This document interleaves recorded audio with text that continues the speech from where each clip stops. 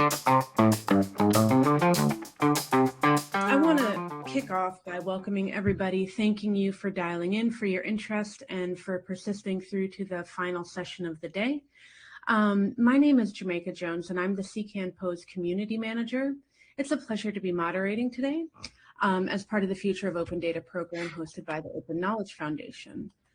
Before we get started, I want to thank OKFN for their continued stewardship of CKAN and for convening this conversation today. I also want to extend a sincere thanks to each of our speakers. This is a truly extraordinary group of people who have helped shape CKAN in many different ways over the last 20 years. As contributors, as stewards, and as champions, we're grateful for their leadership over 2 decades at this point. For those of you who may not know me, my role is as part of the POSE project, which is funded through the United States National Science Foundation. And my role really serves to help strengthen the CKAN ecosystem and community so that they can continue to thrive for decades to come. In this session, titled CKAN at 20, The Future of Open Data in the Era of AI, we are sort of kicking off the celebration of CKAN's 20th anniversary, which is a milestone that, invites some reflection and also some forward thinking. Over the past 2 decades, CKAN has evolved alongside the broader open data movement, shaped by the work of many people across governments, civil society, academia, and the open source community. Of course, we're all aware that we're entering a new technological moment, and the rapid rise of AI raises some important questions for us regarding open data infrastructure, how data is used, and how communities maintain trust, accountability, and shared stewardship in these increasingly complex environments. This session is going to bring those 2 threads together. We'll hear reflections on where CKAN has come from. We'll see some demonstrations and experiments that point towards where it may be going. And we'll hear some perspectives on how open data infrastructure can remain community-driven and publicly accountable in an AI-shaped future. So before we get started, I want to share some quick notes on how the session will run. We have 7 sets of speakers joining us today, and each will have 12 minutes to present. We'll move through the presentations sequentially in order, and then after everybody has gone, we can open the floor for discussion in the final portion of the session. My co-moderator, Lucas Preddy, will be helping behind the scenes to help, keep time and monitor the chat. Please feel free to share questions and comments in the chat as we go. We'll gather those and bring them to the discussion once all the presentations are complete. With that, I'd like to get started. Our first pair of speakers is Rufus Pollock and Anwar Ustayev of Datopian. I want to double check. Rufus, is Rufus with us? I'm here. Yeah. Oh, wonderful. Okay, the last time I checked the list, I didn't see your name there, but thank you so much for joining us. Rufus, of course, needs no introduction. Many of you will recognize him as one of the early leaders of the open data movement and a longtime advocate for open knowledge infrastructure. Rufus, thanks so much for joining us, for sharing your time, and the floor is yours.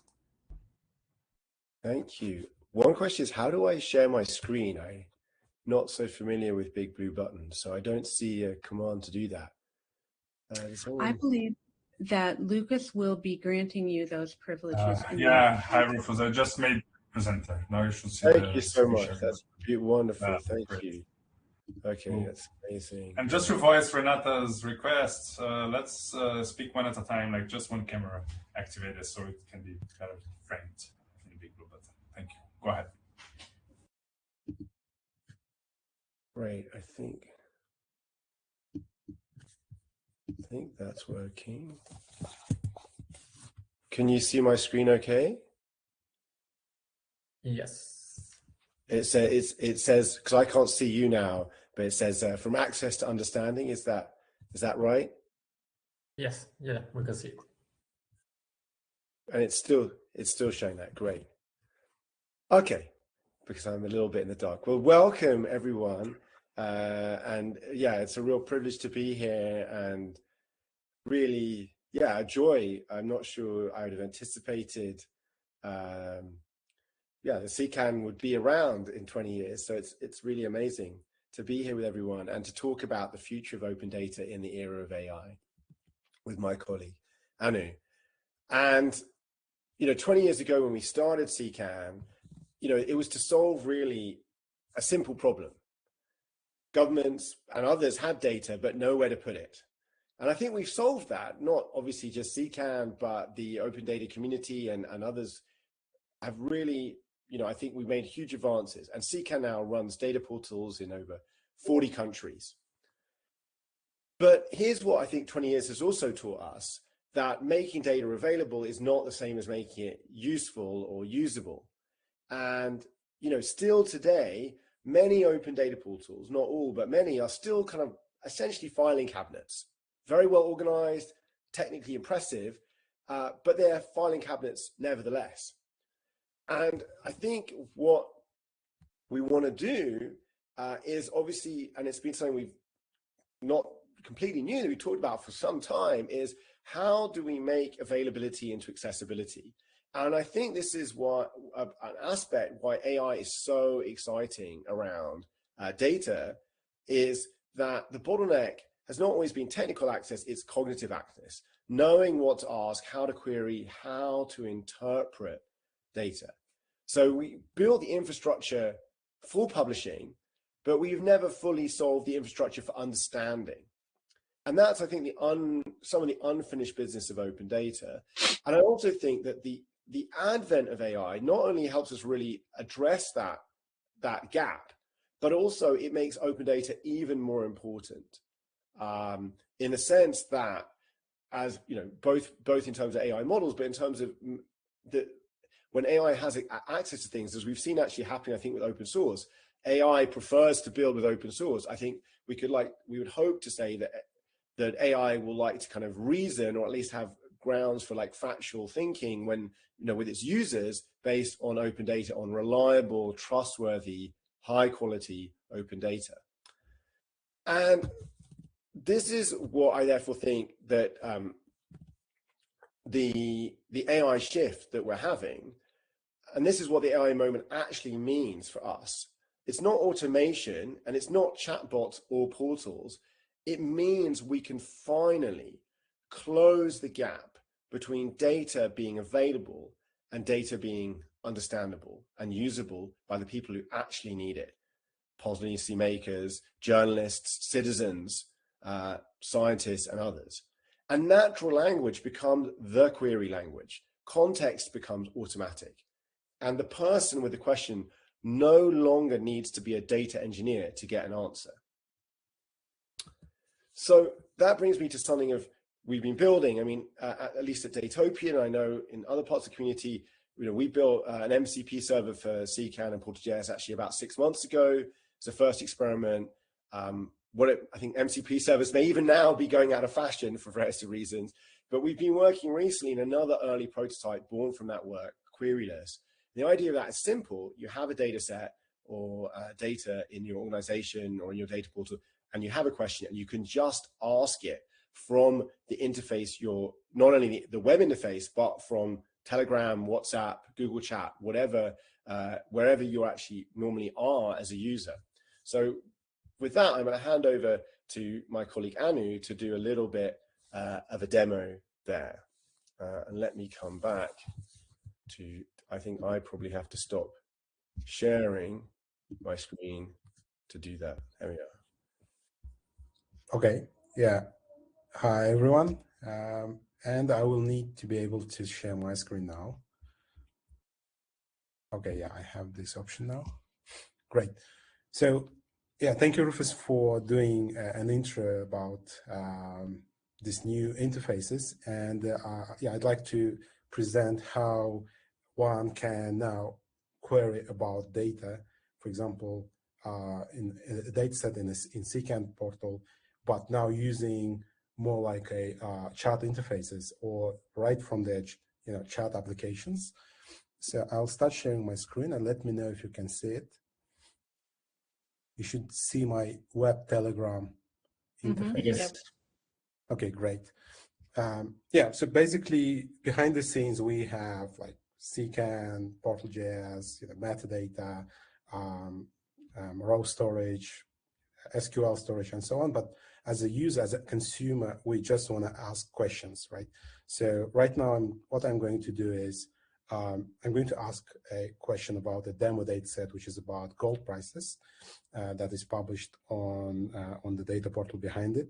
So I'm going to say, like, tell me about gold prices in the last 3 months, for example, and hit enter. And now what happens behind the scenes is it is going to process this, natural language message and convert it into the, API call, so that it can call CKAN API, or it can make some SQL queries and so on. So we imagine doing data store search, for example, and then it will give me a human readable, easy to understand response. So like here, it says gold has been on a serious tier lately, and then it gives me a ASCII table. So it's basically text. It's not an image or anything like that. And it tells me like what's happening in December 2025, and then in January and February, and also tries to give me even a visualization using just text. Yeah, and a summary, and also the follow-up. So basically, this is the new way of interacting with the data, and it doesn't really matter what is behind the scenes, but what matters is that users can access it easily and can understand insights or get insights instantly. It can also build interactive reports if you want. It can give you, a link if you want to go and open your browser, or if you're on your computer, for example, and so on. But the idea is that you can do it from your mobile phone using your favorite chat app.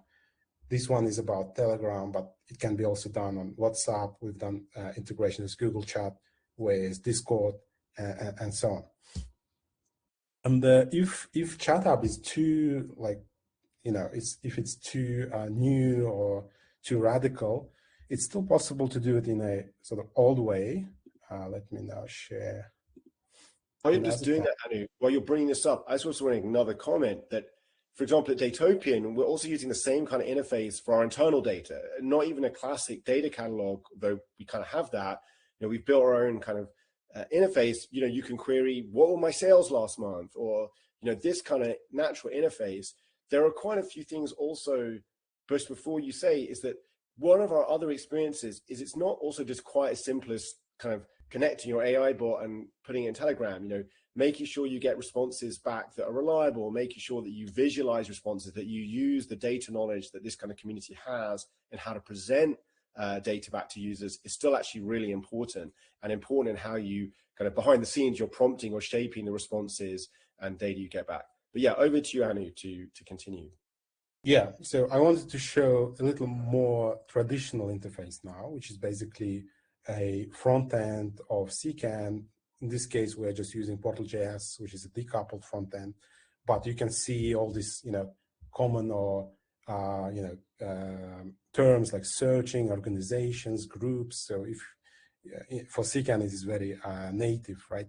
But now we have this Ask AI widget that is just, probably more convenient, or maybe something that everyone is used to, but basically it just opens this chat interface on the right, and you can just interact with this instance of CKAN right from here. I can do things like what data sets you have in the, let's say, in the catalog, and it should give me, instead of, in this case, we have just few data sets, which is just 7. So it will give me a list of data sets available. Yeah, and also the links. So for example, I can now navigate right from here. So let me go to the pharmaceutical drug spending by countries. And yeah, and here, I can see all the metadata about this particular data set. I can also say, I can also ask it to, give me preview of this data table, because this one has just one data resource, which is in CSV format. So it should be doable for it. And I would, instead of going to preview page, I want to see this table right here and understand what is the columns, data dictionary. And then, yeah, I can also continue chatting, like building more insights or visualizations and so on. Okay. that is the demo. Thank you, Anu. I don't know if I can just get back a screen share for myself again briefly to complete, just to wrap up. But I don't know if I get the power back. Oh yes, I get it. Wonderful. Thank you so much. Yeah, so just to wrap up, I think that this, if we're looking forward at this point, the next chapter, CKAN solved this problem of its era, which is getting data out of silos and into the open. And I think while there've been ups and downs, I think there's been some really huge progress if we look back 20 years ago, certainly. And that's the foundation that made everything possible.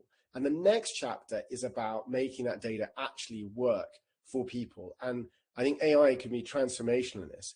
And the open data community built the world's data infrastructure, or open data infrastructure for sure here. Now we get to make it intelligent. So thank you very much.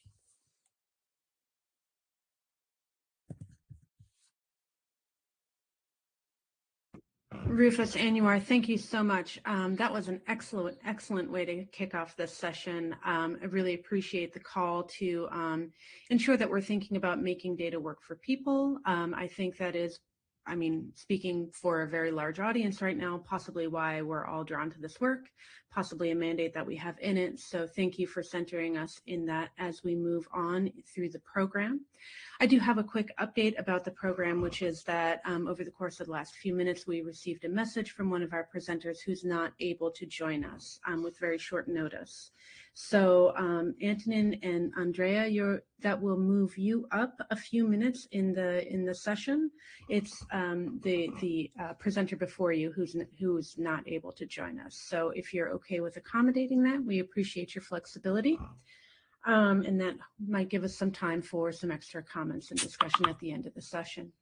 Next up is Stephen DaCosta, excuse me, who is the Executive Director of Link Digital, which is one of CKAN's co-stewards. So Stephen, if you're able to join us, you can turn on your camera. And yep, I'm here. And Alexander's going to turn on his camera as well because he's here presenting with me. And he's the one who will need the presentation, if that's cool. Presentation privilege. Rufus, I'm just going to talk. Step off stage if you'd like, given that you are now off the hook. Thank you again for your presentation and for joining us. Of course. And do I need to do anything to step off the stage? Do I need to? No, I mean, you can turn off your camera if you'd like, but otherwise just wanted to let you know that you're free. Thanks so much. Thank you, and yeah, really looking forward to the rest.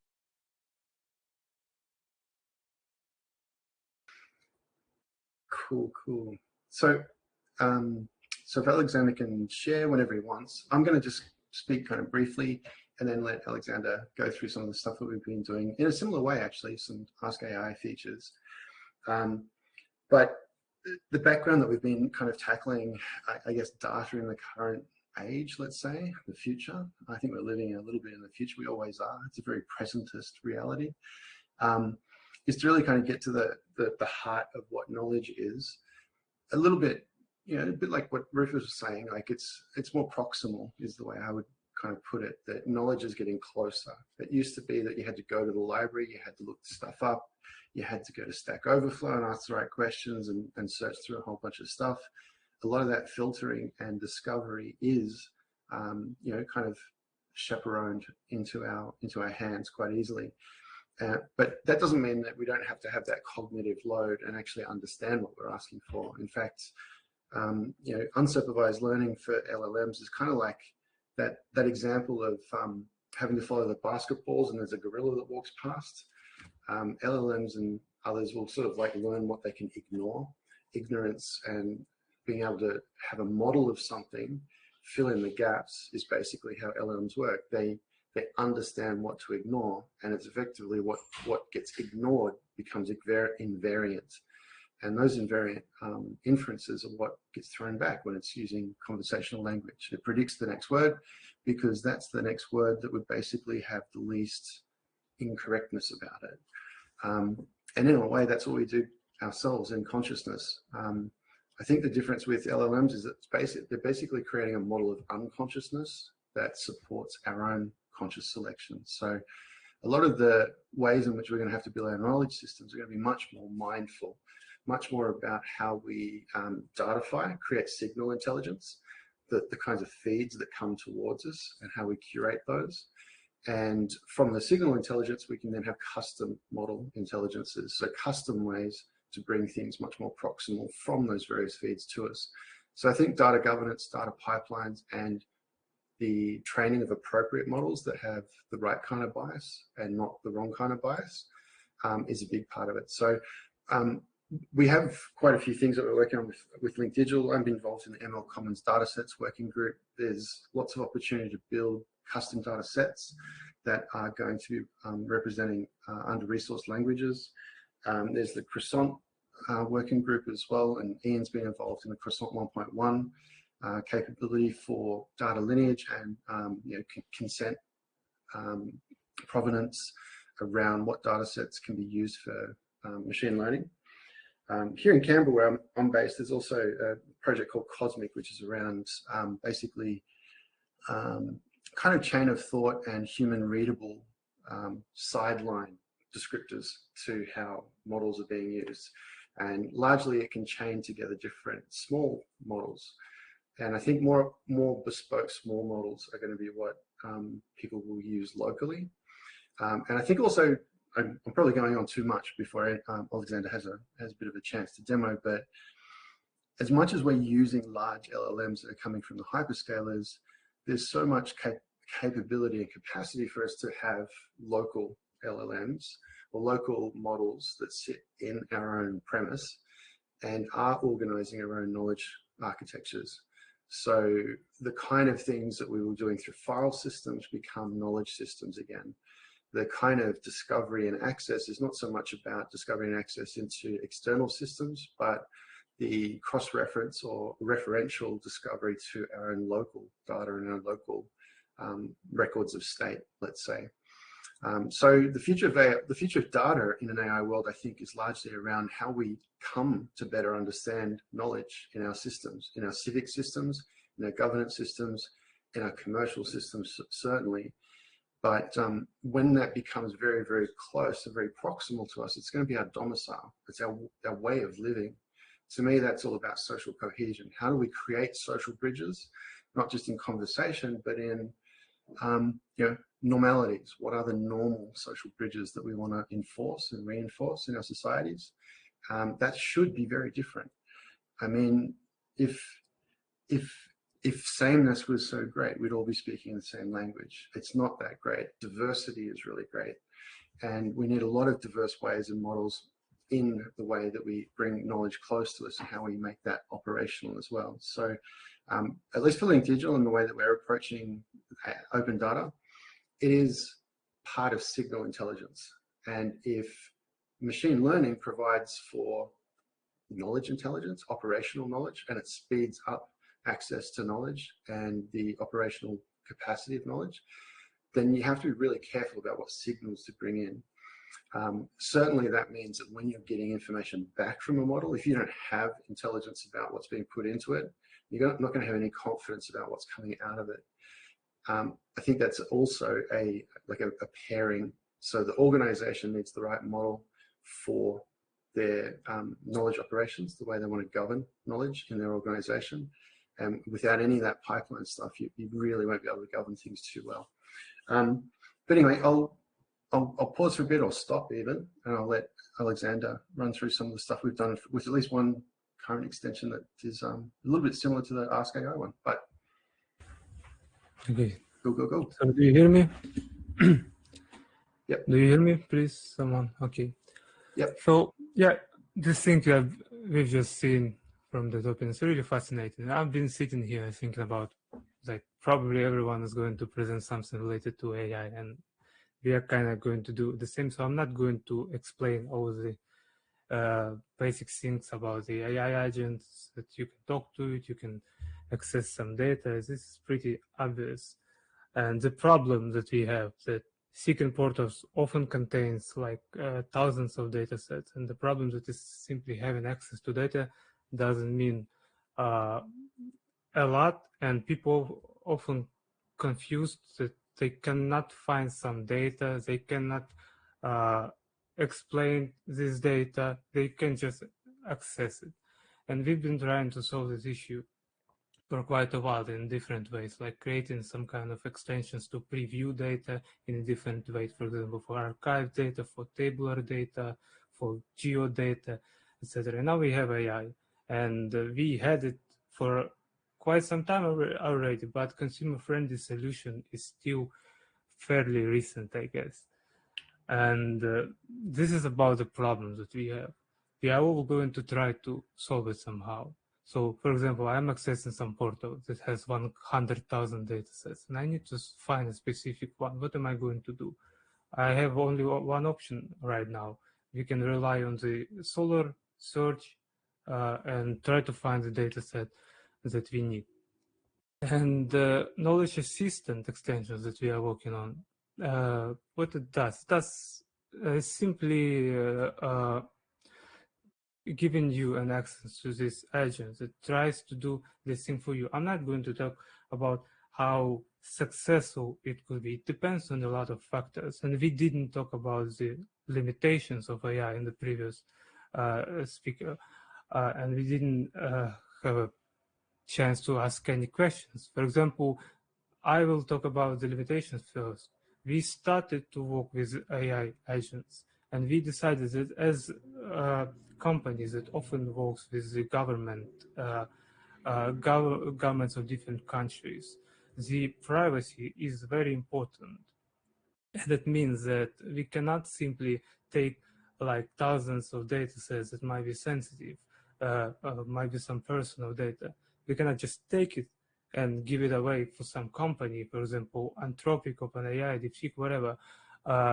And that's because we decided to start working with the local LLMs. And local LLMs have a lot of limitations. Most important one is that they are expensive to run. They require a lot of VRAM and RAM. Like you need a good server, a good machine to run a big model. So we started from the small models, and small models aren't really great to perform on some huge amount of data, and I cannot, for example, guarantee that those small models will produce a deterministic result. And when we work with open data, we need to aggregate this data and be sure that this data isn't hallucinated somehow. We need a deterministic result. But the first good outcome that we got from indexing a lot of data that we have, storing into the so-called vector storage, transform it into embeddings. We had those embeddings, and we discovered that it's pretty easy to create a semantic search when you have already processed a lot of data, resource metadata, dataset metadata, resources, files, not all of them, but many different formats.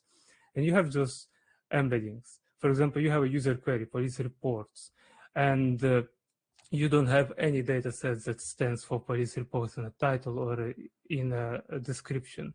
But what is good that when you transform this query into an embedding, so you get like some kind of multi-dimensional vector. Imagine it's a number, and you have a lot of numbers in your database. You just ask a backend to find a closest, let's say, document that is the closest one to your query.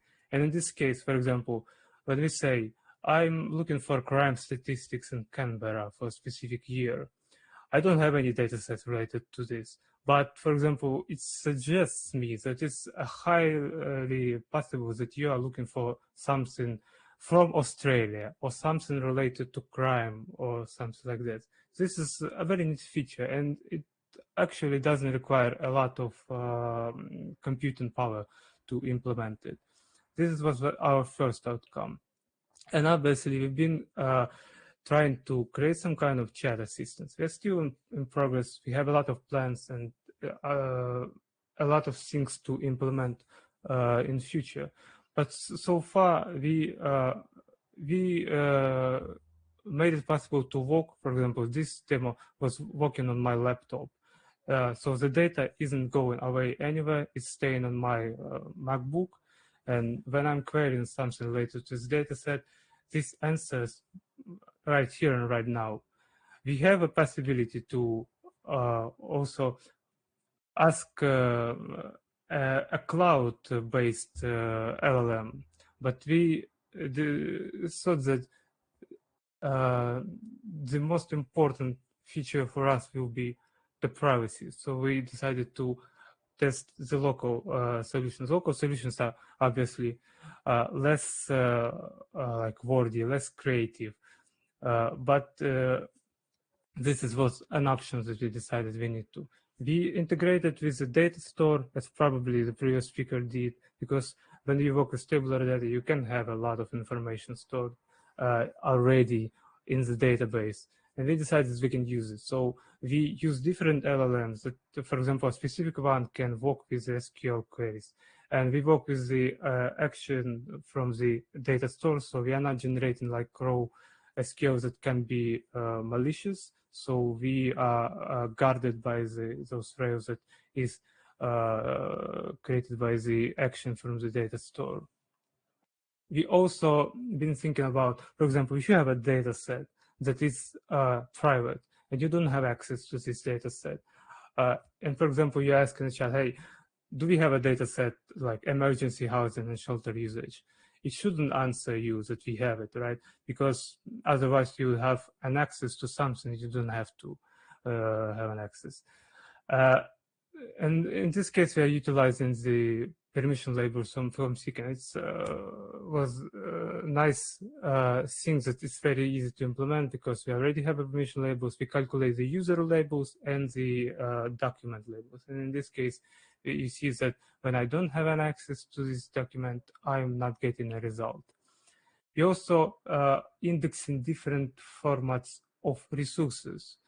For example, not only the tabular data that can be stored in the data store, but we decided we can create like a summaries of PDF documents or docx documents and index this summary to avoid, for example, for the first, we are not storing the whole data because it might be complicated to walk over the hundreds of gigabytes of thousands of gigabytes, whatever.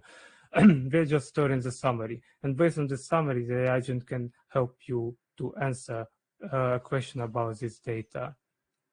And we have the different backends. The default implementation is Oyama. They have a lot of different models like CKAN or Oyama or DeepSeek, whatever. And this is a privacy-first solution when you can ensure that you are running the server with the Oyama and you are deciding what model you are using and data isn't leaving your network. Or you can use the OpenAI.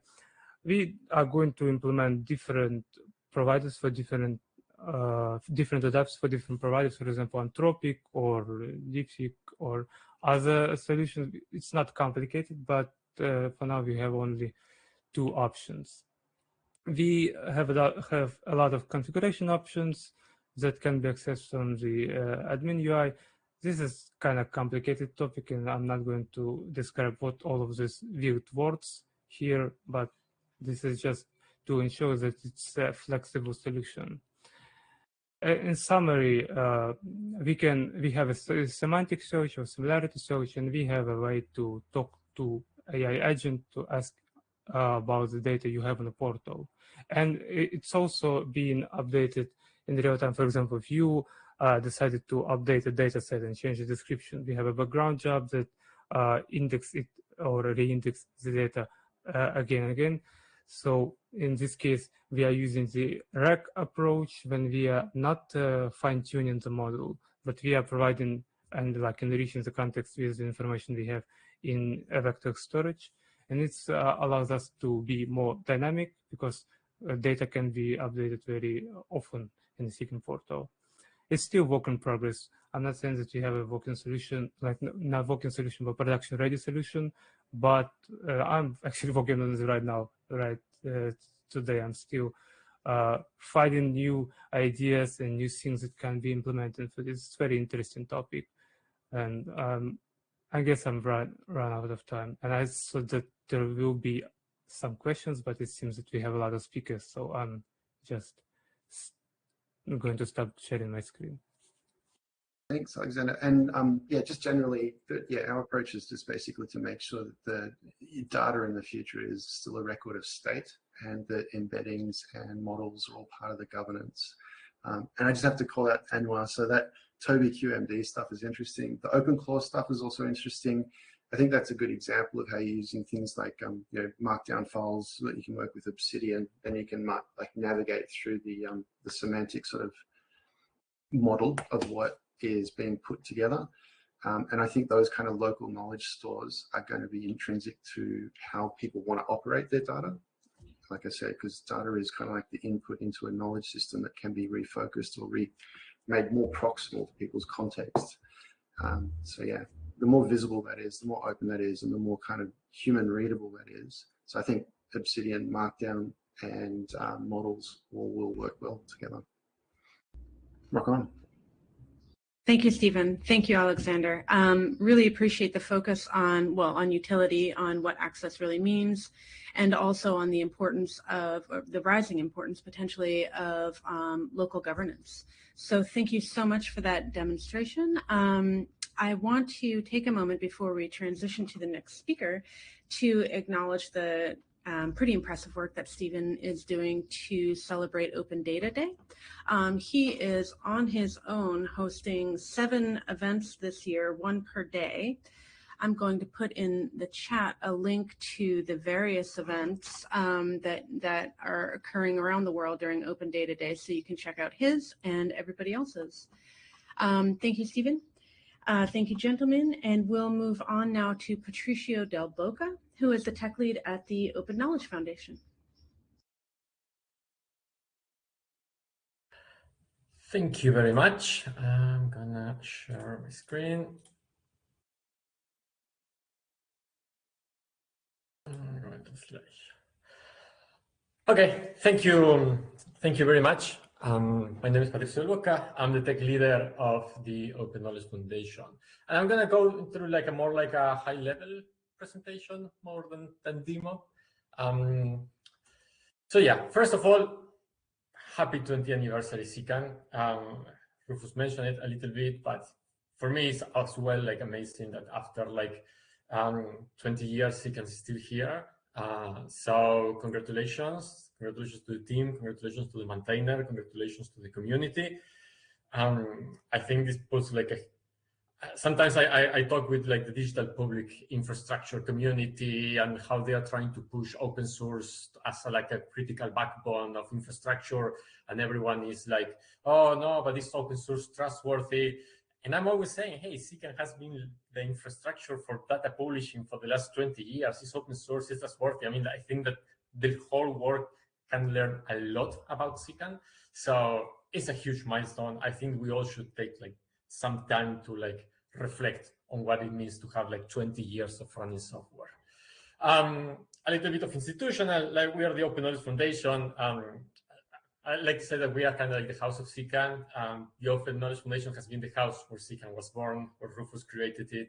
And CKAN born and raised in the Okin FM until it got like mature enough to leave the nest. And on its 20th anniversary, we continue to support CKAN basically through like a lot of administrative work, like maintaining the trademark, holding and trusted assets, supporting the community, building and maintaining multilateral alliances, strengthening the open source ecosystem, and keeping the values of CKAN aligned with the open movement. But to the point of the talk, CKAN in the era of artificial intelligence, maintaining the openness and community standards up to the challenge. And this is going to be a kind of like a provocative talk. For ones who know me, they know that I am a little bit like a provocative person. Sometimes I like speak too much. Then I retract. But I like to like play this role of like challenging thoughts and like challenging like visions even though then I'm proved wrong. I like to be bold about it. So I come here to like talk a little bit about how I see, or how we see at the Open Knowledge Foundation, like the role that CKAN and the open movement needs to have in this era of artificial intelligence. So the first one, open by design. I think that the AI race should not push us to abandon our open by design principles. I think that we are all excited about it. I think that everyone wants to get it there as quick as possible. But it's difficult nowadays to find like open source things around. What are we trying to do? So I think that we need to remind ourselves that CKAN has grown and has been maintained for 20 years, thanks to its openness and thanks to its collaboratively design. It has been designed collaboratively. So I think that in this new era of AI, I think we need to maintain that spirit, and we should keep applying open by design to all the roads that we are walking. And second, I'm going to steal Joel's phrase, but I really love it. And it's like the product is the ecosystem. I think that building collaboratively is what makes CKAN robust and trustworthy. And thinking together how to navigate this new era is what will make us go far. I think we can all like rush into reaching one point, but I think that if we slow down a little bit and think together and take some compromises, the thing that we can create as an ecosystem and as a community can long last individual solutions. So yeah, I think there are a couple of challenges ahead. And I'm going to bring a lot of elephants into the room right now. And I think that the main challenge that we have is the trustworthy integration of LLMs. I'm tired of like using AI for everything, so I'm going to start like explicitly talking about LLMs. So a trustworthy integration of LLMs to preserve an already damaged reputation of our institutions. I know like CKAN is more than like open data portal for governments and is used like across multiple sectors, but governments and public institutions are still like a huge use case. The reputation of our institutions is already damaged, so trying to rush something first and kind of like make them like less trustworthy, I think something that we need to consider. So like, okay, how can we integrate these technologies in a way that doesn't like blow us in our face and create more damage than it solves?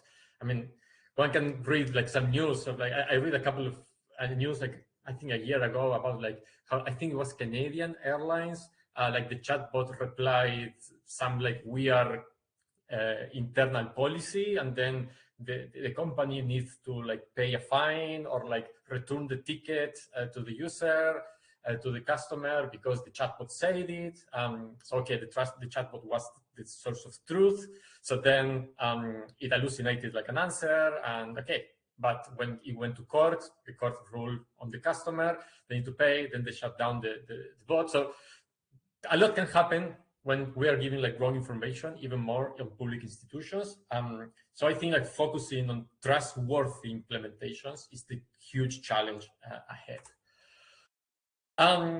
On this challenge, I see a couple of problems. The first problem is the lack of trustworthiness. We cannot trust what comes out of an LLM as they are not built for truth-telling. Bias, lack of training data, architectural limitation, you can name it, but the output of large language models are just a regurgitation of content designed to please you. I mean, it's like reinforcement training. So like, if you like it, it's gonna keep going.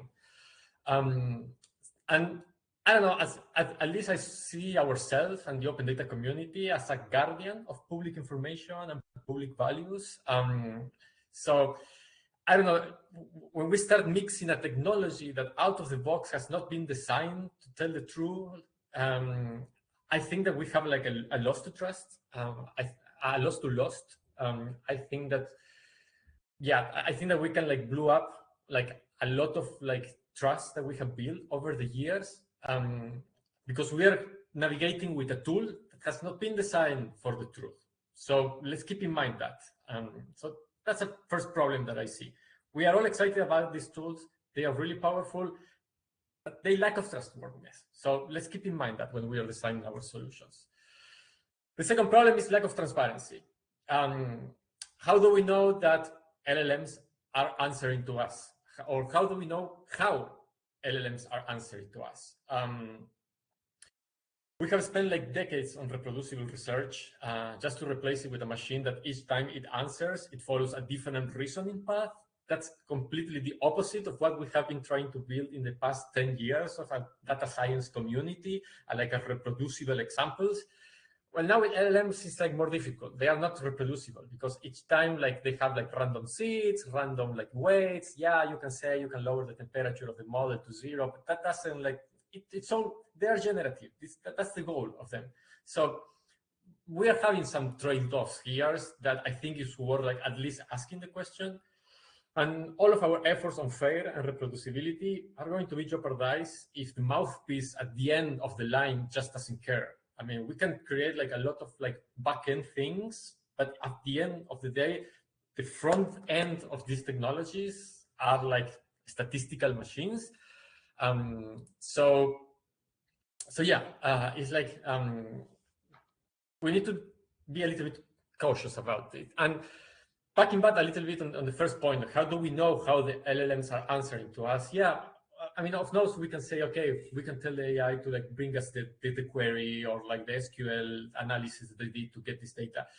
But then all this thing of like, oh, let's remove the technical barrier for people is still there because we are saying a number, but unless you know SQL good enough to verify that the answer that I'm giving to you is well, then you cannot know if the answer is true or not. So we need to work on how to make this transparent.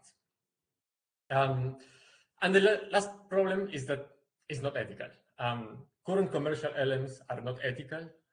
The AI race and the large language model race is exacerbating imperial agendas around the world in the current geopolitical context.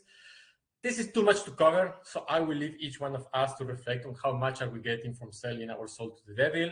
And this is with no harm intended. I am doing it, so I am not judging here. We are all in this. We are all excited about this. But we need to reflect on this at one point. But this is too much to cover. So back to the fun stuff. Technically integrating LLMs without shooting ourselves in the foot. How can I see like a path towards here? Or how we as the Open Knowledge Foundation see a path towards like working and integrating these technologies in our work? First, discoverability, and I'm glad that already like it has been talking in the previous conversation, because I think that discoverability has always been a challenge. I agree with Alexander. He said like, okay, yeah, you have 100,000 data set. How I find like a data set? How I find something in the current landscape? Discoverability in CKAN and on the open data world has been neglected. Even when previous AI non-LLM solutions show promising results, we never cared too much about like finding a way to solve this problem.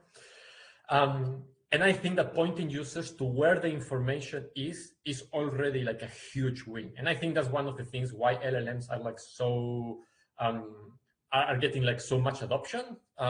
Because even when at least like power users, like I don't know, programmers using LLMs to program, they know that AI is gonna like think they are pointers. So they say, hey, look at this, look at that, look at there, find your way. I think that's already like a huge win. So discoverability, I think, is something that is worth exploring and keep working on that. And the second area that I think LLMs can help a lot is something that like Rufus already mentioned, like question answering is lowering the barrier. So the query language is the natural language. I think that's spot on. I think that the capacity of being able to talk with a machine in our own language is like huge. And query and question answering is the holy grail that everyone is pursuing. So that's why we're not making like demo. I think that we are all trying to like think this problem. But how can we use these emerging technologies to help open data portals answer user questions from the data. I think that's like the key thing, that if we succeed on doing it, it's going to unlock a lot of the potential that has been promised for a long time. But we know for a fact that LLMs cannot query properly. And I can bring here like a lot of like benchmarks. I like this one because it's reproducible, but the exactness of like how LLMs query data is not good. It's just like 60%, 70%, 80% top if you look for like the most like so over-engineered and complex architecture. So we know for a fact that LLMs cannot query properly and that they are going to hallucinate SQL queries. And we know for a fact that they cannot think. Even when you throw the data to the LLM, you cannot hope that it's going to do something good with that data, because they cannot properly do mathematics.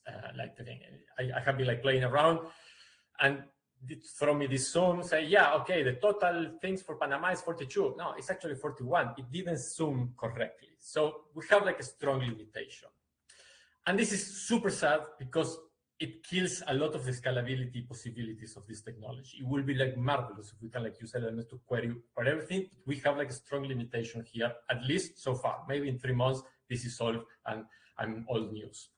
So to finish, whatever we want to be working in the Open Knowledge Foundation for like 2026 is kind of like the same. CKAN answers. Okay, we want to research and develop like a CKAN MCP with open source tools for trustworthy and trustable questioning answering.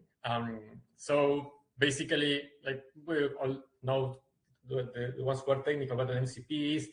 Basically, we want to build MCP tools that can like have like hard query theirs, that we can know that when the LLM is using that tool to answer the question, that data that we are receiving is bulletproof.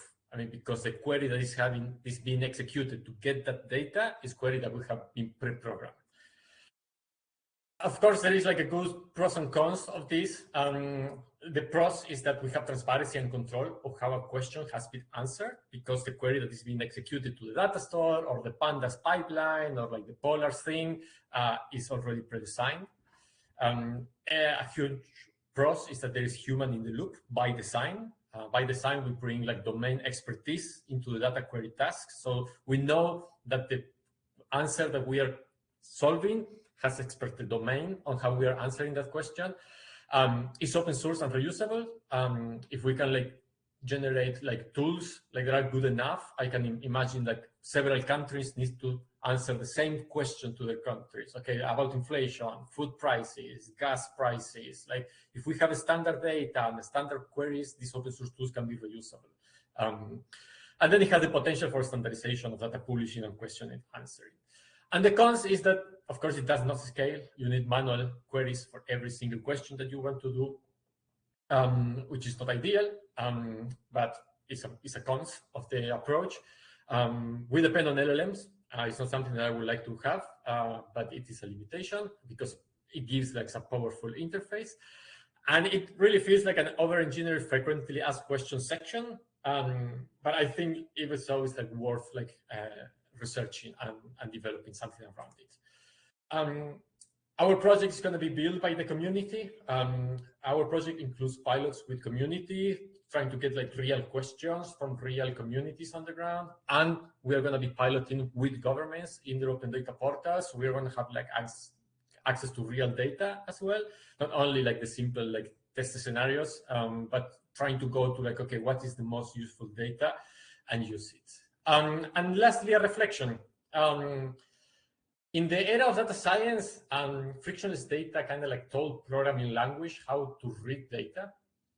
So I'm thinking like in the era of AI, can CKAN tell LLMs how to answer a question? Is there a way that we can do like through metadata, to like frictionless data package, to tell it a way to say to the LLM, okay, if you want to answer a question through this data set, use this formula. I mean, can we like use like queries as a metadata, something like that? It's a reflection for us to think about it. And thank you very much. I ran a little bit over, so I apologize for that.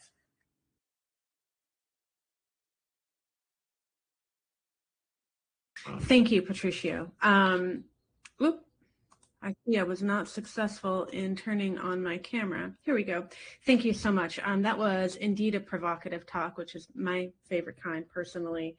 As I was taking notes, I wrote down trust and then responsibility and transparency and then responsibility and ethics and then responsibility. And I appreciate in your talk that you drew our attention to one another and the responsibility that we bear to one another as we are figuring this out together.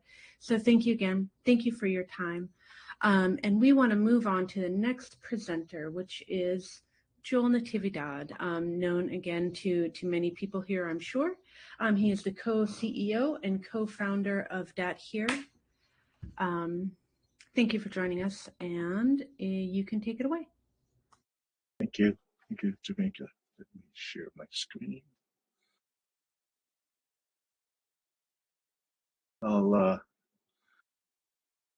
Just a lot of ground to cover. I see a lot of things resonating, and so I won't cover them again. But yeah, here's our perspective. So we've been doing this for 15 years. We help in deploying about 100 data portals, or CKAN, across the US, mainly at the municipal level and the state level. And we've been doing it in the script of, we always try to be good citizens, open source citizens, and whatever we do, we try to open source. And we've been working with several standards bodies, and we've been fortunate to have partnered with University of Pittsburgh, with the National Science Foundation Post Program, where Jamaica is, we're trying to help scale up the open data ecosystem. So in those 15 years, to put some context, we learned some lessons that we thought, I'd like to put some context before I do the demos. And just quickly,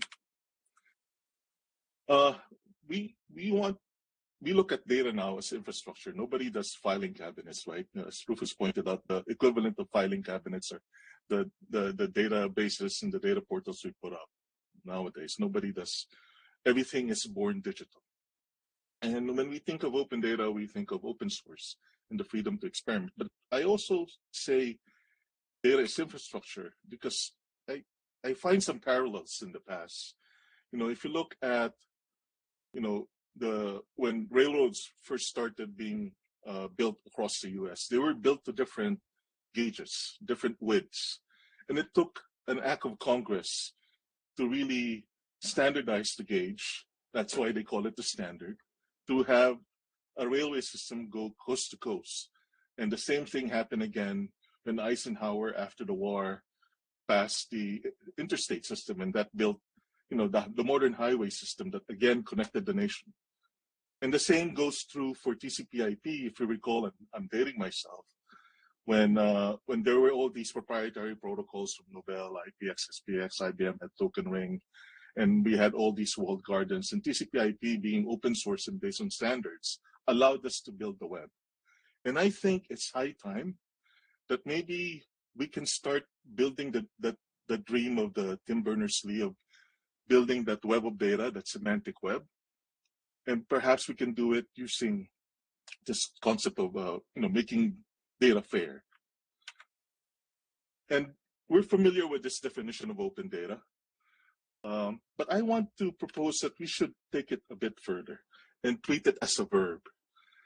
And that is the act of contextualizing and humanizing the data by deriving all this rich metadata so it's useful, usable, and used by machines, humans, and agents alike. And I differentiate those three things because machines, we have standards like DCAT, XML standards, DDI, and stuff, and we try to think like machines. But now machines are starting to think like us, but not in a reliable way, as Patricia pointed out. So maybe we have to have a special role for agents. And then, of course, the ultimate beneficiary is us humans, right? So another thing that we learned over the years is, as Renata pointed out when we started earlier today, open data is not as sexy as it used to be. and we saw that firsthand, and primarily it was because it was seen as a burden. You know, how do you maintain all this metadata? So we think we need to kind of think about opening data inside first, because for you to have a data-driven culture, you need time to inculcate that culture, right? And you need the people who produce the data, who curate the data, to be the ultimate beneficiaries, because if they benefit from making that high quality metadata, making it fair, then by default, the open data that they do decide to publish becomes high quality, right? So I don't think I need to talk about fair to this audience. Everybody knows about this. But in reality, data is just not fair. You cannot assume data quality. When we deploy data portals, we were kind of naive to turn on the data store by default when we were deploying data portals. And oftentimes the #1 source of problems is when we ingest the data, because one day this feed they'll add something else and it will break the whole workflow. And that's the main complaint of data stewards. It's just not easy to make sure that data is of high quality, right? So you need to automate it with a data steward in the loop. And one great thing about this in the age of AI is fair data is actually AI-ready data, right? Because at the end of the day, what are we giving? We're talking about context windows of 200,000 tokens, 1 million tokens. The perfect thing about fair metadata is it's the perfect context. It's high quality, it's high resolution, it's tiny, right? I mean, I just did an analysis of all of New York City's 311 data, all 24 gigabytes, all 42 million rows, and the metadata was just 50 kilobytes. So we can then do things like zero copy hallucination, minimize hallucination, maybe not hallucination free. And we were also fortunate enough to have a partner in Texas where they did a usability study of 10 data portal operators, you know, using CKAN, using Socrata, using Esri, and they polled them before they started building their water data hub. What was their main complaint with data portals? And their main complaint was, you know, I have to compile all this metadata first, and then I have to upload the data, and I have to maintain all that metadata. And that's why everybody wants metadata, but nobody wants to maintain it. So we needed to automate the verification of data. So that's what we did. Because at the end of the day, people don't really care about open data. You know, we publish it, and they did not come. Right? That's one reason why we publish all this raw data. You know, you have to give answers. That's what people care about. So here's our version of a human in the loop. And that's why maybe agents will help us bridge that gap to get answers in a way that's reliable. And we've done some experiments, and maybe we can do that demo now. And we've been calling it the People's API. Instead of application programmer interface, ultimately we want to give answers to regular people and policymakers to make evidence-based policy decisions. So with that, let me do a quick demo. So one thing we built that underlies a lot of our solutions is this open source project we maintain. This is something I actually do on the side. It's QSV. It's a high-speed data wrangling interface toolkit. Just to give you an idea, it can derive almost 100 statistical measures in less than 2 seconds for 1 million rows of NYC 311 data in less than 2 seconds. So that's like 2 orders of magnitude faster than what you would get from typical Python tooling. And we leverage that to do things like this. So here in QSV, we have a command called describe GPT, where I point it to a local LLM running LM Studio, and I'm asking it to describe this data set and output it to a markdown file. and it produces what we call a neuroprocedural data dictionary. I call it neuroprocedural because everything is deterministic except the label and the description. And then I'll provide the links later. You can see this is a very big file. It gives you the reasoning on how it arrived at this label and description, but everything else is deterministic. And then it also helps you create a description. One thing we found when we look at data portals that we help provision is people were not really populating any of the optional metadata fields.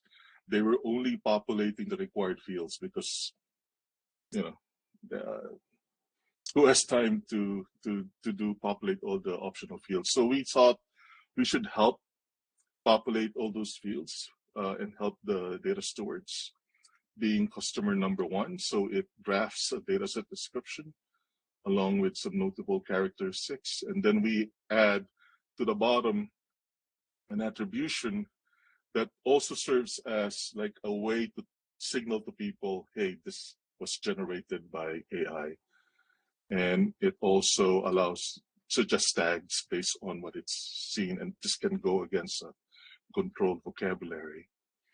So here's a quick demo of it in action in CKAN. So here you can see we start with the upload of the data first. That's why we call it the druff. And because it's so fast, in a few seconds, it's processing all that data.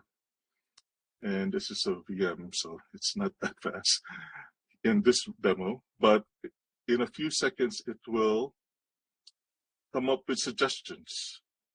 I don't know if you can see this in the screen. It has like a marker there that says, oh, I have a suggestion for the description. And if they click on it, this is a formula that was, maybe this is not the best formula. This was derived from looking at the statistics we compiled from that data set and say, oh, I want to get the range of the latitude. So it just got the min and max and got the difference. So here's some more interesting suggestions. So here it automatically saw the data set had a column called latitude, longitude, and it had a heuristic that, okay, it's negative 180 to 180, negative 90 to 90. So that must be latitude. It's a float. Let me get the min max and suggest a spatial extent automatically to the data steward. And here's the description that I showed you earlier. So then the data steward can elect to copy that and then edit it. So here we're trying to make verification very easy. So all those optional fields in DCAT3, they will populate, right? So what do you get once you have high resolution, high quality metadata is we get things like this. So here's an experiment we did with, we call it the People's API. We built an MCP server with Claude. And so here, this is actually Claude running. I'm showing the history. We uploaded an 834 megabyte file with 8.74 million records. So it's time series data with 12 years of intermittent 10-minute intervals for Pittsburgh. And QSV, because it's so fast, it's written in Rust, it can slice and dice and do SQL queries, because the SQL queries are also smart, because now, since it knows the shape of the file, it knows, oh, the frequency of this column is this, you know, oh, the range of this column is this. It even optimizes its own SQL queries. So in a relatively short amount of time, it really does all these extensive analysis. It does bivariate analysis, you know, all these things. It finds correlations among the fields. It buckets things, and then it recognizes the days of the week and the seasonality of the data, right? It does it all on its own because of all that context that it got, right? But the wonder of LLM2 is because it trains on all this data, it brought things into the analysis that I didn't ask for, right? If you look at the prompt I asked, it was a simple one-sentence prompt. Please, oh, here it is. Can you analyze the parking transactions? And on its own, it decided to do all these things. I happen to have the census MCP server running also. So it decided to look at the census, and it knows about COVID, right? And it decided to do look at the analysis used through the lens of COVID. So I'll send this so you can browse this yourself. And then as a follow-up, after I read through all these, it was very impressive. At the time, we're working with Pittsburgh right now. That's where Jamaica's based. I found that there's this parking legislation that's being considered by the city council. And I pointed it to the webpage. And I asked it, hey, can you do analysis with this legislation in mind? And it did. It went away for a few minutes, and it came up with this analysis, along with actually a policy recommendation based on what it found and what was being considered by the city council. So it's quite interesting that, you know, like what pointed out earlier, you know, one thing we also found in all our deployments was there's a scarcity of resources to do analysis at the municipal level, especially with the smaller cities. So this is not a replacement for the analysts, but maybe just to make them, you know, give them a running start. But anyway, even when we demoed this, the question we always get, and then we extended it to work with Claude Cowork, so it can do multiple files at the same time, multiple servers at MCP servers at the same time. Again, this was done while we were being hammered by the snowstorm. I was testing the MCP server, and on a lark, I asked this question, and then Claude went away for 30 minutes, and then it created all these analyses. It's quite interesting. It decided to grade the mayors too, and since it had access to historical weather data, it decided to do, you know, to correlate it with temperature and the wind. And then also I asked it to look at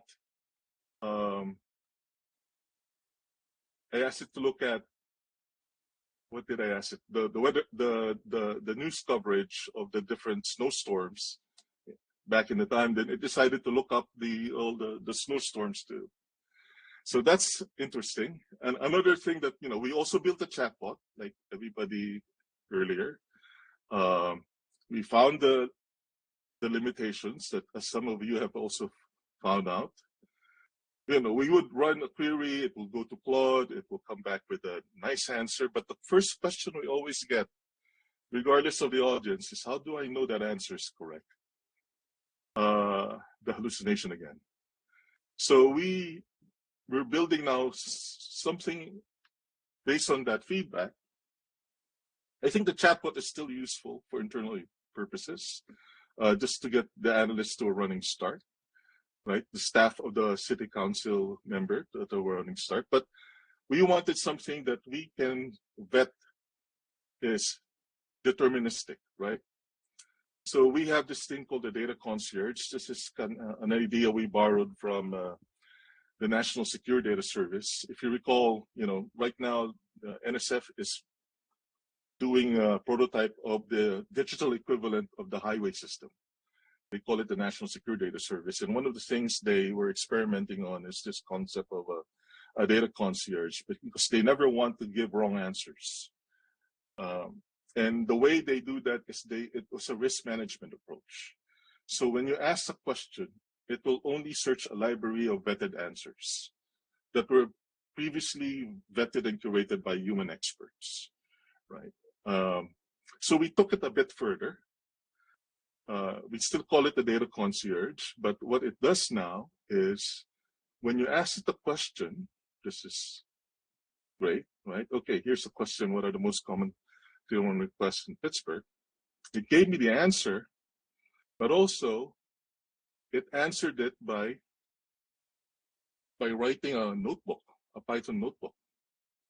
So it's deterministic, right? So it will show you how it arrived at that answer. And of late, in the past few months, the LLMs have been very good at coding, right? And the good thing about coding is it's reproducible. We can inspect it and we can see, okay, now I can vet this. So the idea that we have with the data concierge is somebody asks a question. The agent will only look at the universe of previously vetted answers by humans. And then if there's a question it cannot answer, it will draft the notebook, send it, create a ticket for it, and send it to the staff for review.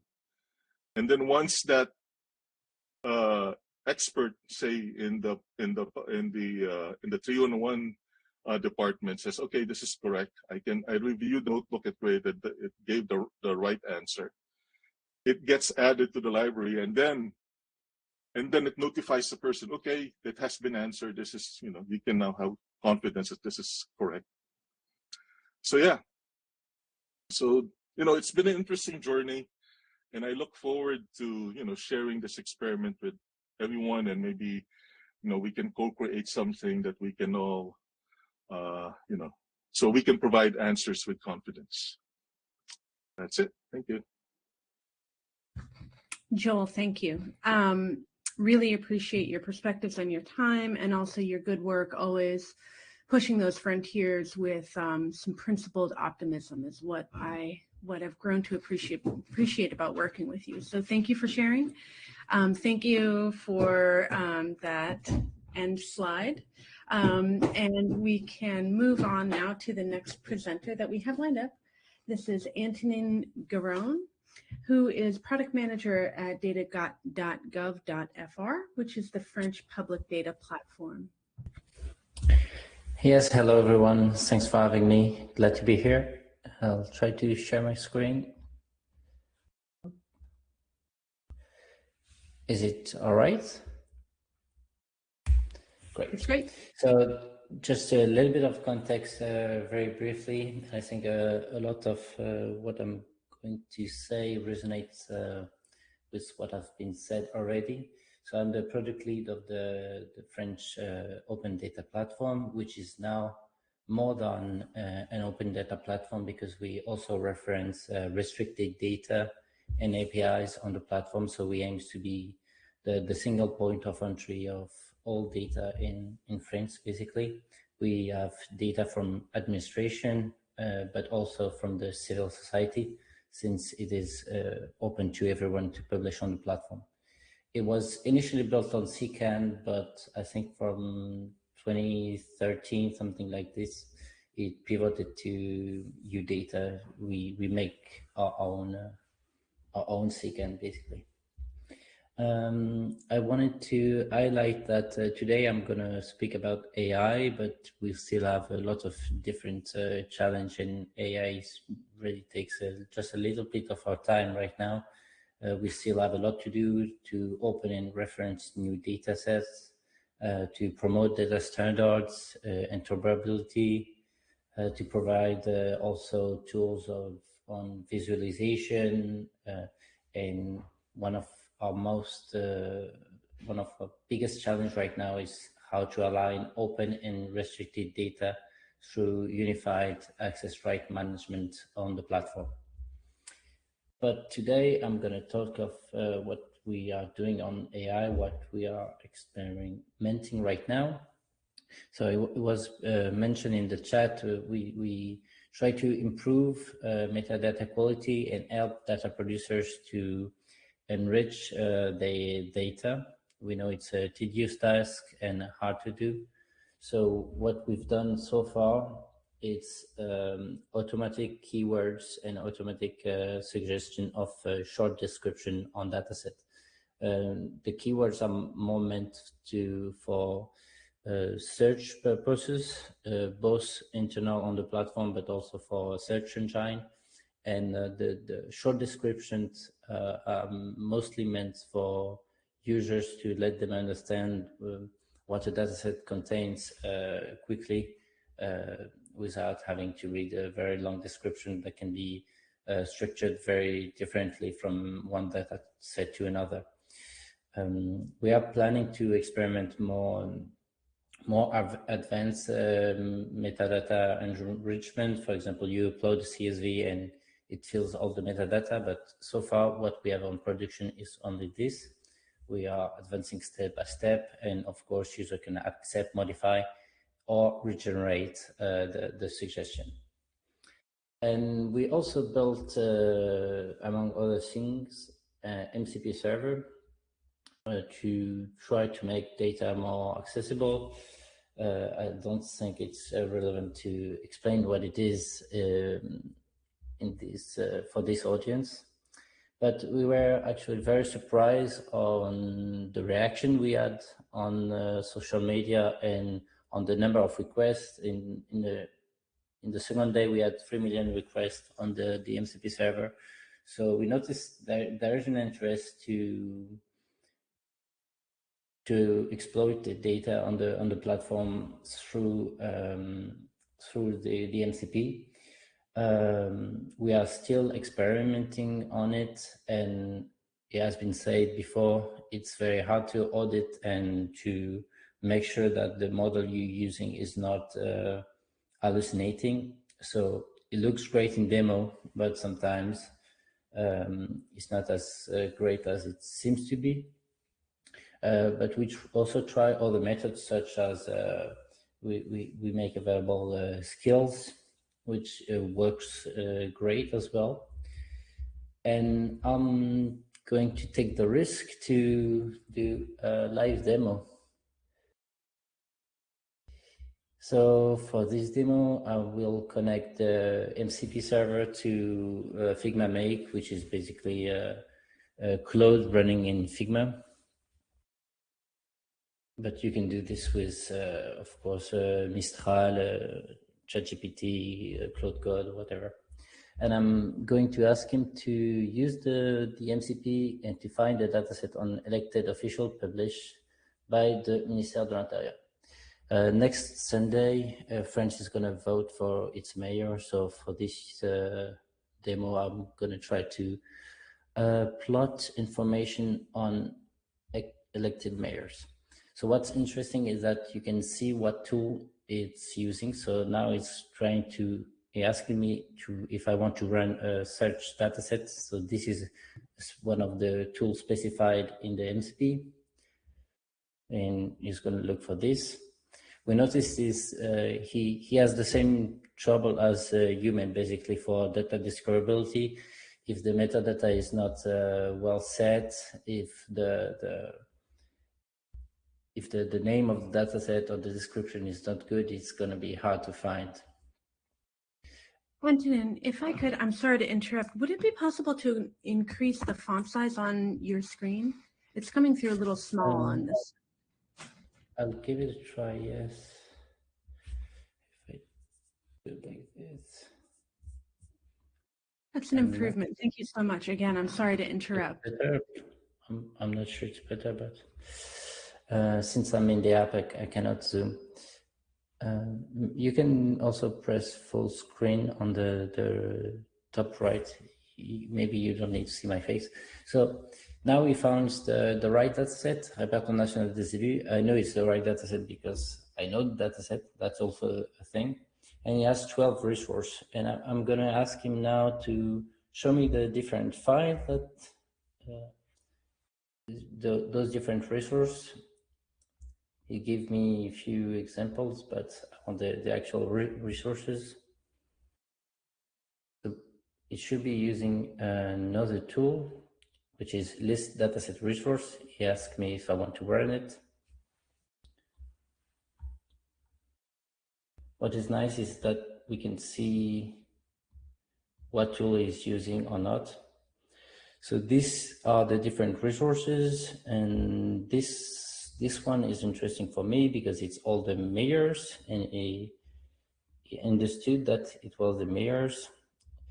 So I'm going to tell him to give me the structure of this resource. So it's going to should be using another tool to give me the name of the columns and the type of the columns that is defined in our API.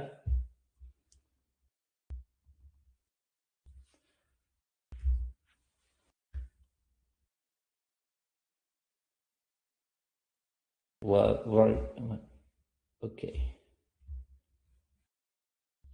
Yes, he wants to query resource data. For now, it's working. It's using the right tool.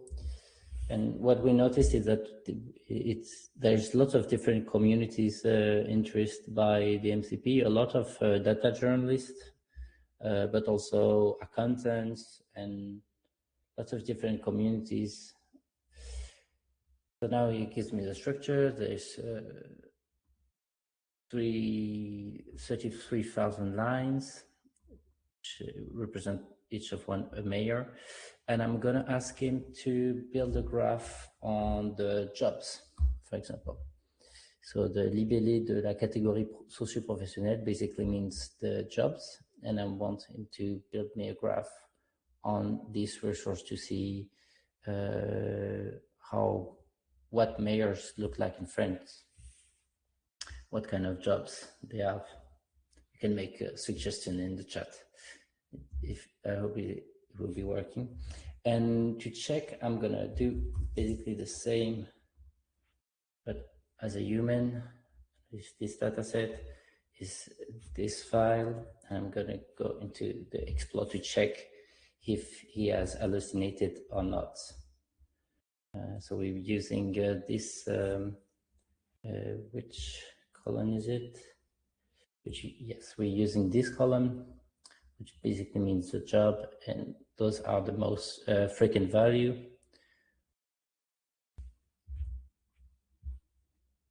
So it's a little slow. Well, it's also very fast for what it's doing, but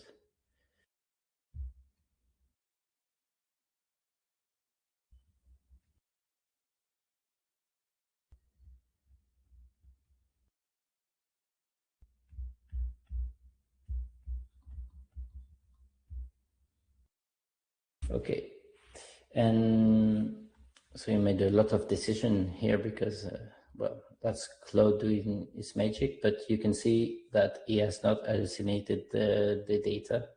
We have 5,528 anciens cadres, which mean executive official, and we have this, and 2,859, 2,859 agriculteurs sur moyenne exploitation. And here you can see he has not hallucinated it. So this was basically the demo. As I said, we are trying all the methods such as skills, and we are experimenting the MCP server still. We received a lot of contribution on GitHub as well, and we try to think of this MCP and as digital common in France, where people can enrich it. And we noticed that some people already forked it and used it on their own national platform. So if you have feedbacks on it, please share it with us. Thank you.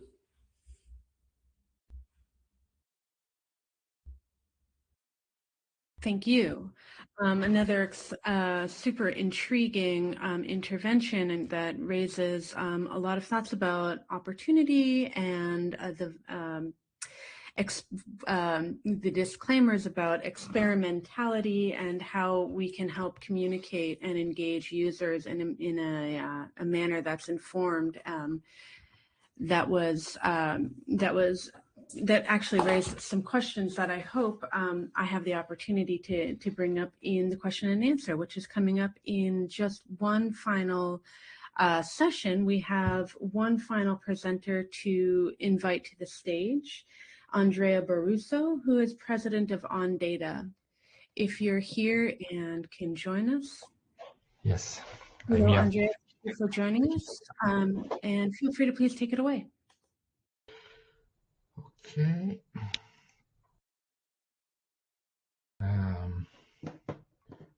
Minute. I'm sharing my screen. Yes.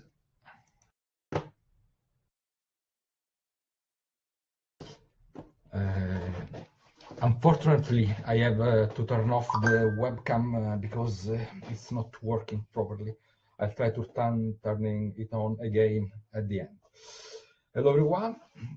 Thank you for having me. My name is Andrea Borruso. I am the president of onData, an Italian non-profit that works on open data and transparency. I want to be clear about who I am. I'm not an AI developer. I am an open data activist. I've been working with data portals for many years, and for many years I have been also a little frustrated by them. This event celebrates the 20th anniversary of CKAN. Happy birthday to it. It's the most important open data infrastructure in the world. Hundreds of government use it, millions of data sets. CKAN made open data discoverable. You can find the data, but can you actually fully use it? That is a different question, I think. Here is the problem in some way. Open data portals have some barriers. Two kinds of barriers. Technical barriers to query CKAN portal properly. You need to know how Solr query works. You need to understand the API. You need to know the difference between a data store resource and a file download. Human barriers, even for a journalist or a researcher. Simple questions are hard to answer. Who published this data? Is it still updated? What is inside this CSV file? Portals were built to be indexed by machine, not to be used by humans. After 20 years, this is in some way still true, I think. Two things changed. First of all, large language model and AI. They can understand what you want in plain language, and they can translate that intention into a structured API call, an example, a Sparkle call. Second, the MCP protocol, created by Anthropic. It's an open standard, this is important, that defines how LLMs connect to external tools in a reliable and interoperable way. Together, these two things make something new possible, a layer between humans and data portals, a layer that speaks human language on one side and API language on the other one. We have built another one, CKAN MCP server. It's open source that you can use with all client, Cloud, Cursor, Gemini, and so on. You write in plain English, in plain language. The server calls the CKAN API to get real data back. No Solr syntax, no API documentation, no barriers. It is read-only. It never modifies data. It requires no registration and no API key. It is MIT licensed, completely open and free. It gets around 180 100,000 download per week on NPM. Not incredible numbers, but we are proud that is currently the #1 NPM package tagged with CKAN, as you can see in this slide. We have all the classic tools. We have added two tools. One is find portals, because we are trying to build a generic MCP door. And then we have a list of CKAN portal, and if you run a query, you try to find the right CKAN portal to query. And we have added also a Spark query tool, because it's another generic and great way to interact usually with a data portal. And you have all the kind of classic tool, package search, catalog stats, package show, list resources, organization show, and so on. 20 tools in total. This is a real story. In these days, two people I know have used this MCP portal. They are building an AI plugin for QGIS, the most popular open source GIS software. They integrated our CKAN MCP server directly into the plugin. You open QGIS, you ask a question in plain language, for example, find weather station in Sicily, and the plugin finds the data on a CKAN portal and loads it into your map. No API calls, no browser, no CSV download. We have the download, but in the background. They wrote, as GIS users, the results were astonishing. Another user story, this is in Italian, is from GQ Data, a data analysis platform. What you see in this image is the results of a real query. The user asked about air quality in Milan. GQ Data connected to our national open data portal in Italy, using our CKAN MCP server, found the right dataset, queried the data, and produced this analysis with a table and a chart automatically. The key thing, before they integrated our server, they had to download the dataset just to understand what was inside them. Waste of time, waste of bandwidth. Now they explore the structure first. They ask what columns does this dataset have, and get the answer immediately. Then they decide if the data is relevant, and only then they download it. And this is really interesting, because the third story is related to Alexander Gunther from Statistic Zurich, the statistic office of the city of Zurich. They wrote to us because a citizen asked them, do you have an MCP server for your CKAN open data catalog? A citizen asking for an MCP server. This is remarkable. It means that users are already expecting this kind of interface. They know it is possible. They want it. Portals need to catch up, to catch up, as in France. This is possible because of open standard, CKAN API, public documented free, DGAT, W3C standard for dataset metadata, and MCP open protocol by Anthropic. We stand on 20 years of open infrastructure. 3 examples. What about air pollution in Milan?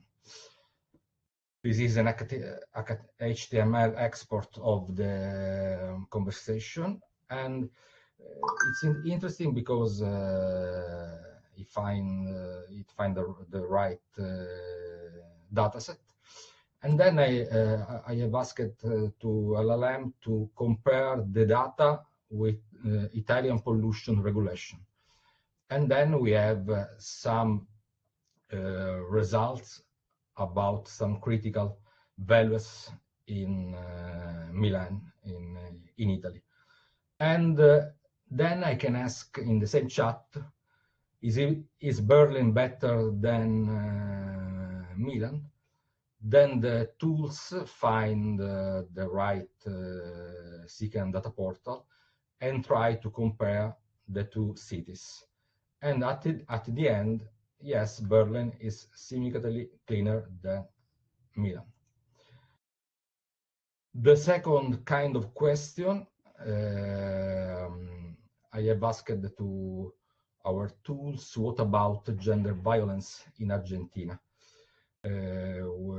Now it loads a skill. We have built also a skill related to this tool. In this skill, we have written some decision trees. User asks about data, knows the portal URL, mention a country. Is it in France? Is it the Europe multi-country portal? And so on, along the skill. In this skill, we have also some reference like the European portal that is not CKAN API.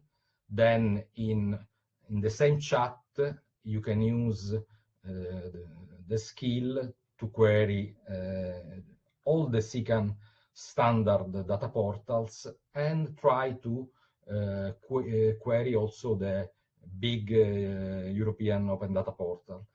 And I have also inserted the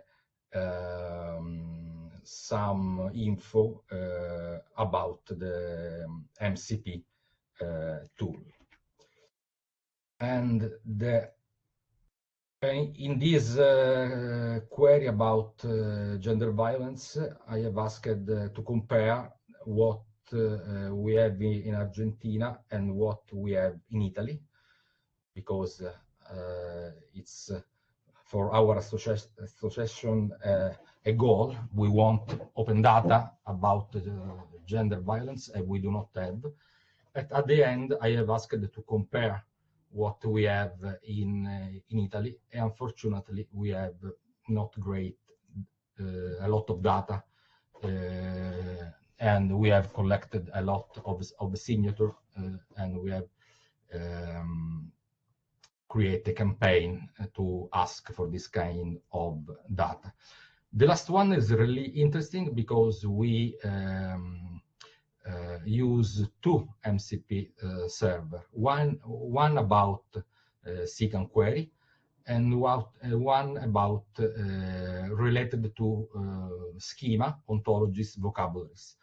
And I have asked about air pollution data in Milan, and I have asked in terms of data schema, any suggestions for making it as standard as possible using our Italian schema data. And it's really interesting because first of all, starts from querying the CKAN portal, and at the end,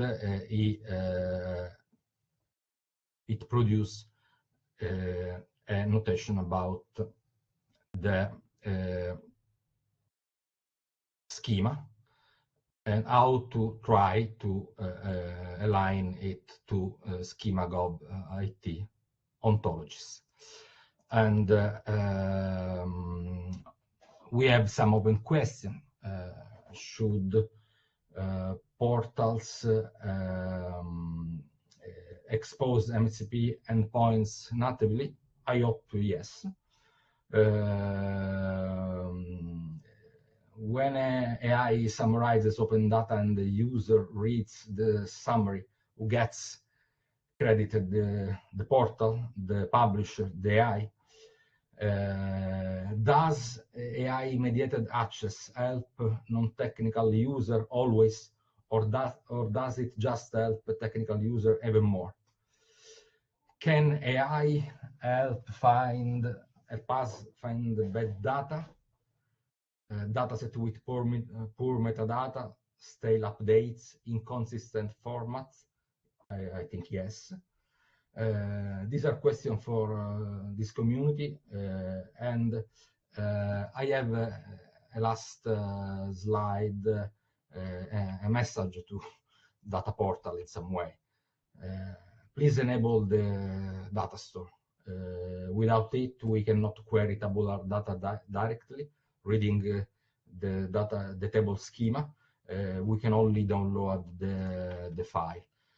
Please expose linked open data for your data, not just for the catalog.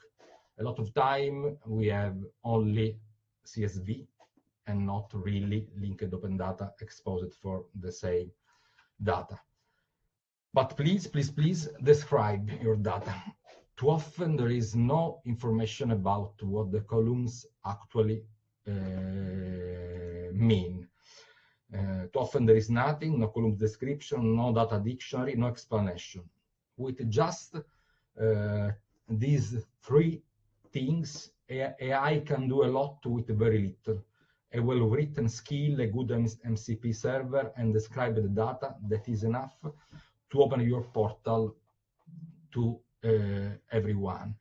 A note, yesterday we learned that it will be our CKAN MCP server probably will be reused by the National Open Data Portal in Italy, and we hope that will be the case, and we are proud of this because it's one of the project goals. And this is the GitHub URL, and you can use and test if you like it. I hope to. Andrea, I wonder if you could put that GitHub link in the chat. Yes. For accessibility. And we want to make sure that we're able to accommodate some of the really important and wide-ranging discussion that's coming up in the chat. So I wonder if we could transition over to that chat, Andrea, if you're comfortable. We can want to thank you for giving us that insight into a real world deployment and the kinds of questions that it raises for us, both internally and as developers and externally in dealing with and presenting these opportunities to the broader community. There has been, robust conversation in the chat throughout the last 2 hours, which has been really exciting for me, and I hope for everybody else as well. Before we move over to the question and answer session, I just want to take a moment to thank our presenters. This has been such a rich presentation. I mean, 2 hours for me has flown by. We've had the opportunity to reflect on where CKAN has been, where open data has been, and now where we're moving together as a community, holding, our shared values and shared principles in common, and thinking together about how we can move into the future responsibly and in connection with the communities that we serve. So as we transition into a question and answer session, I want to remind everybody that the chat is the best place to raise your questions. I see that Lucas has chimed in with a reminder to, for the speakers to please reactivate your cameras for the closing Q&A session so that we can all see you as you field these questions, which I'm sure will be numerous. Lucas, do you see any trends coming through in the chat or any question that you would like to highlight to kick things off? Let me get my camera as well, so I say hello to you. I'm not just a person behind an email. Hello. Actually, there's a lot. I don't see one more important than other. Maybe we could take this last comment by Rufus, which kind of like is transversal to many of the conversations. Is MCP the thing to go when you want to be trustworthy? And I'm also trying to build with Patricio and others. There are like 2 experiments around MCP in the room, which we are very much excited about. But at the same time, like, oh, it's going out of fashion. Why? Anyway, I think this MCP discussion could be somewhere to start. That's my 2 cents. I can try to give my point of view on this. I kind of feel maybe how the data producers feel when we try to explain them, open your data, and you'll see it's gonna be usage that you don't expect, even if your data is not perfect. For me, the publication of our MCP server, it's a bit like this. We tried to use it internally. We were not very convinced about it, but then as soon as it was public, we noticed the huge consumption on the MCP. So maybe there is usage that we are as data providers and portal managers do not expect, and that makes sense for a lot of people. We still try to keep in mind that it might go out of fashion, and that's why we also publish skills and experimenting CLI and working on the API as well.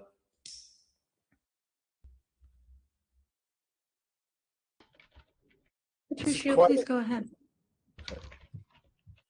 Yeah, just to follow up on like this, one of the things I mentioned is like, yeah, technology is like changing so fast. And yeah, it's funny because when I say like, okay, I'm going to plan next year, or we're going to like have like some money to explore on these MCPs. And when you started on it, no, the AI industry changed like a lot. And now the new thing is, and the new wave is that.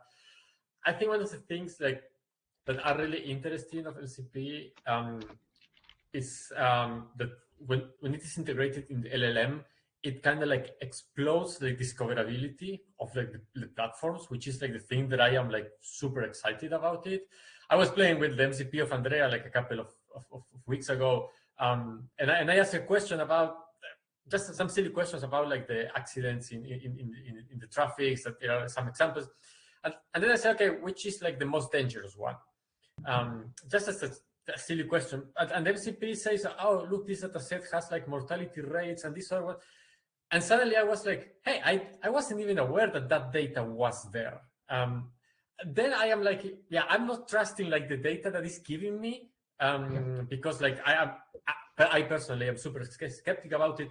But then I say like, hey, but this opened like my possibilities a lot because it helps me like to like understand. So then like my question is, okay, how can we like enable this exploration and this explosion of like discoverability, but at the same time like saying to the user, hey, like watch out. I mean, it's nice, but watch out. So yeah, that's my 2 cents on like MCPs and why I think they're like way more popular and they have more adoption than other things.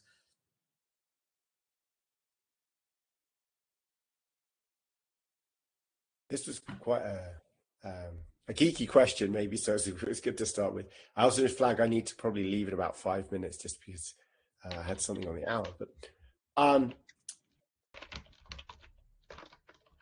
well, several comments. One is obviously MCP came out earlier, and I think so there's a lag. And in terms of integration, sometimes between different tools, it's still the way to go.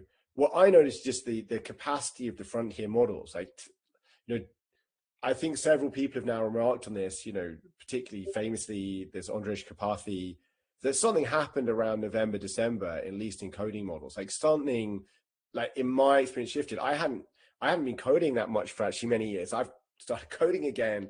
And, I thought maybe it was just the time I kind of came back. But I think looking back, I tried things a year ago, stuff really altered and maybe it's continuing. And basically, in general, there used to be more scaffolding that you were doing around models for them to work, and why I think, in fact, the move to skills, it's like skills wouldn't have even really worked a year and a half ago. because they were just like a markdown file with some instructions. They would have, the amount of guardrails you needed to get something useful done was just a lot more. And that just seems to be keep going down. And then what really matters is things like ability for the AI to comprehend the tool, the ability for it to be efficient with token usage, which really starts to matter as you use the things heavily. And so I don't know, like, and I'm only speaking from my personal experience now of the team, is this move to using things which have good, well-documented CLIs, have APIs. You know, yes, we use MCP servers. As I said, we have one in CKAN and Portal.js. I think they're part of it. But I think in general, it's not a point about this detail, that the power and the capacity of the models is just moving at the moment at such a pace that things that you were having to do before are just disappearing kind of quickly. I mean, you know, to finish, one other was AMP code.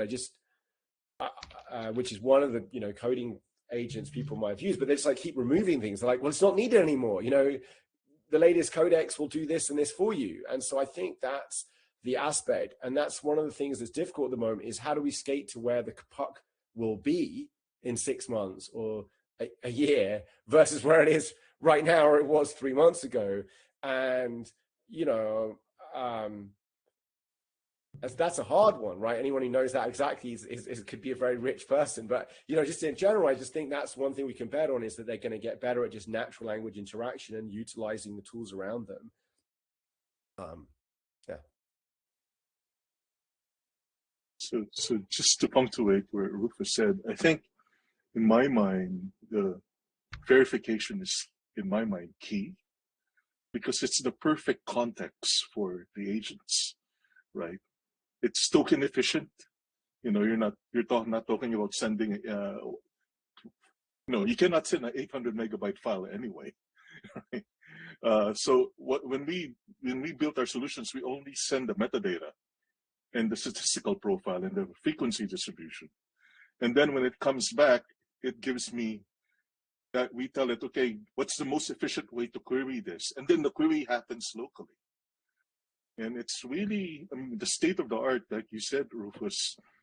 You know, I think we reach AGI, at least in coding, because, you know, QSV, I write that as a hobby, and it knows things about the code base that I forgot when I asked things.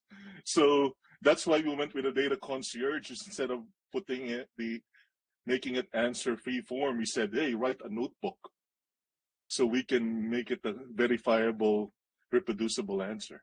So yeah.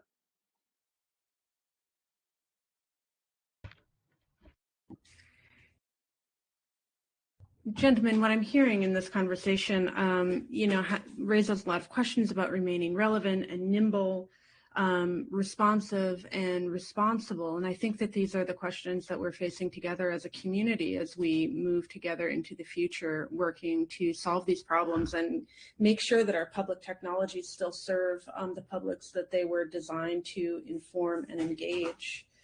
We're at 2 minutes before the hour. I know that Rufus has to leave. So I thought that I might wrap it here rather than, you know, continuing to field questions, which I'm sure could last the rest of the day. It's been a long day for everybody who's stuck with us through the morning, the afternoon. Some of them are into the evenings.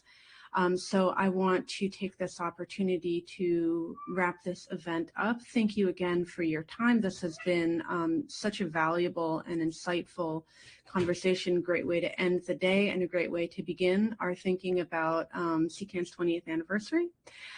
So thank you very much. I hope everybody can take a moment to celebrate our presenters and also my helper behind the scenes and who has been working diligently throughout the course of this day, Lucas Petty of OKFN. He has helped keep us on the move today and helped organize the entire event. So many, many thanks to Lucas, many thanks to OKFN, and many thanks to everybody who shared their day to dial in and join us and enrich the comments and the discussion.